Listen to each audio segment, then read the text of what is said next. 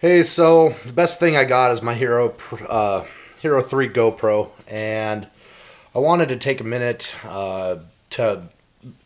We've covered a lot of different things as far as knowledge base on paint and paint correction and what's good, what's not. But here, an issue I don't think a lot of people have a lot of experience with is carbon fiber.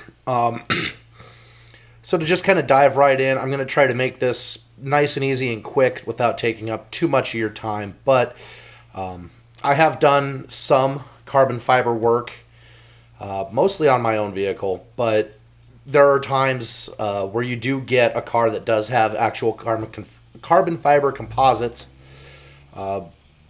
attached to the vehicle that you will have to detail. So without further ado, I've got my Mazda Speed 3 2013. I have the Cork Sport carbon fiber rear wing.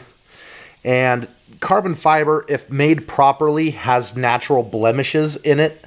You can generally tell a fake if the weave is perfectly straight. In this instance, the weave is just a little wavy.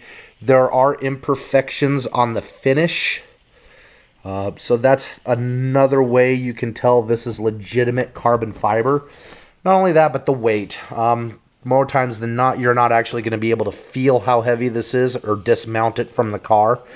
But I'm going to show you my method, and I could be wrong, with cutting and polishing the gel coat on finished carbon fiber. Now, this is what they would call wet carbon fiber.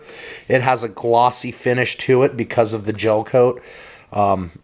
Dry carbon fiber, I've not done anything extensive with dry carbon fiber, but we're going to try to go ahead and show you my method, maybe try to get a little bit of the imperfections that are on here from a winter and an early spring of terrible washing habits because of the cold weather. So what I have is my Streamlight. This was actually given to me free for detailing a buddy's headlights, doing a restoration. This is a Matco Streamlight. They got their little stamp on it. But let's try to go in and see if we can see any blemishes. And right off the bat, kind of hard to do all this at the same time, but I do have blemishes here. So what we're going to try to do is highlight those. Hopefully you can see those. And they're pretty long blemishes, generally not too deep. I'm hoping the camera's picking this up.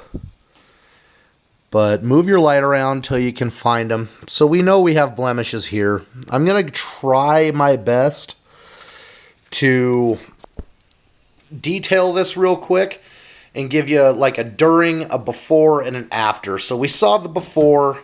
We're going to come right back. I'm going to get my rig set up for my GoPro. You're going to see the action.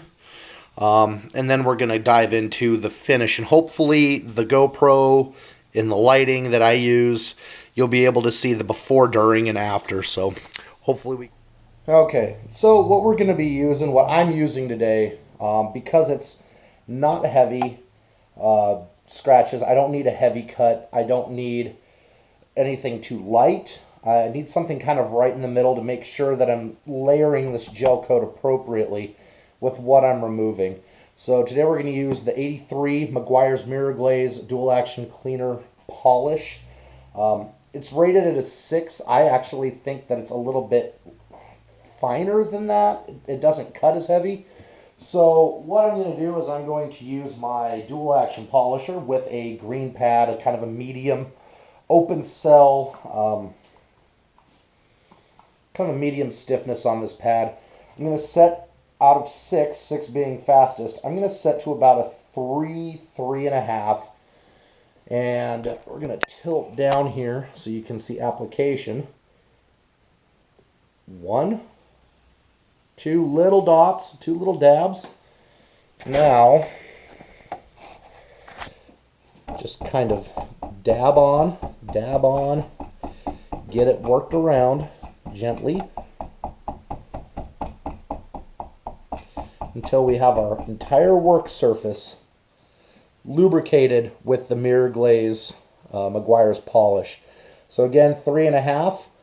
I like to start with my pad on. Some people just start it and then glide into it. I don't like it. Everybody has their own little thing. So here we go.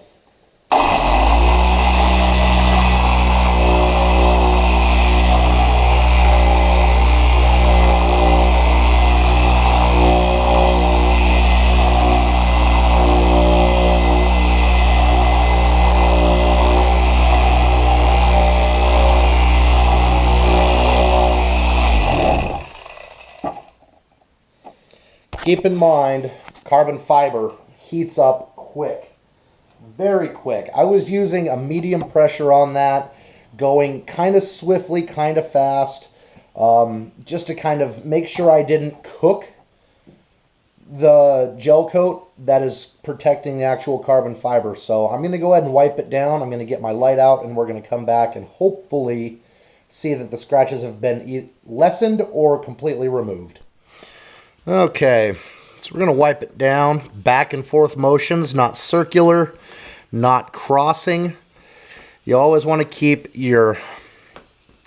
any scratches you could put back into it in one direction. It makes it easier to remove. So here's our small little area where we had, right in here, was where we had our scuffs and our swirls. Get my light out here. Gone.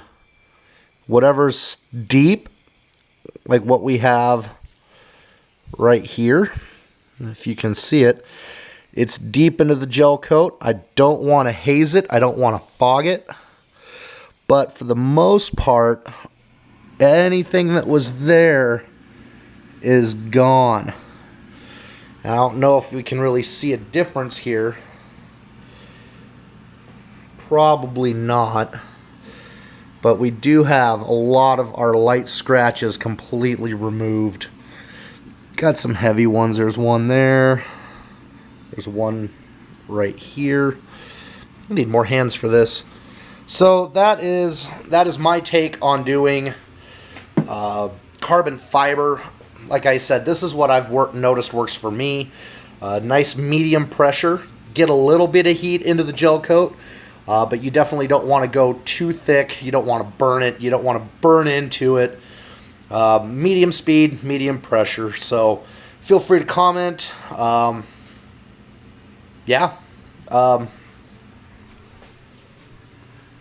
She's been neglected all winter, so I'm taking the entire weekend to make her look nice. So thanks for watching, guys.